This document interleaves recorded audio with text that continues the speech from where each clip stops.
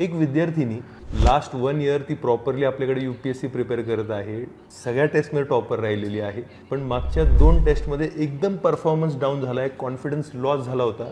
तिने मला विचारलं की सर कॉन्फिडन्स येत नाही आहे, काय करू, खूप भीती वाटते. मी तिला एक उदाहरण दिलं की तुला किती प्रश्न आहेत, 100 प्रश्न आहेत, तुला कुठली एक्झाम द्यायची आहे, UPSC द्यायची आहे, का द्यायची आहे तुला एक्झाम, कारण की तुला IAS बनायचं आहे. IAS म्हणजे काय आहे की you are going to become a district collector. तर ह्या 100 प्रश्नांना तू असं बघ की these are the 100 cases and these are the 100 files which have come in front of you.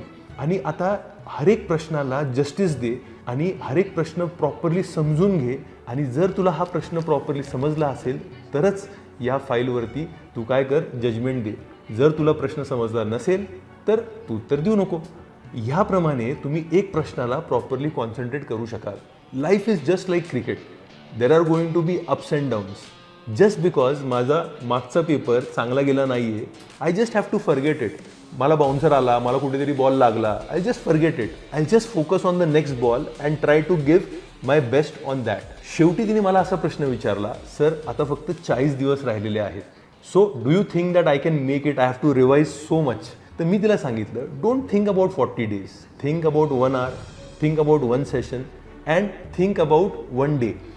हा तास जर आपण प्रॉपरली अभ्यास केला, ह्या सेशनमध्ये जर आपण आपले टार्गेट्स कंप्लीट केले आणि दिवसाचे टार्गेट जर आपण कंप्लीट केले, the 40 days would take care of itself. So what is the moral of the story? You just focus on the present. मला आत्ता काय करायचं आहे, जे माझ्या कॅपॅसिटीमध्ये बेस्ट करता येईल ते करायचं आहे.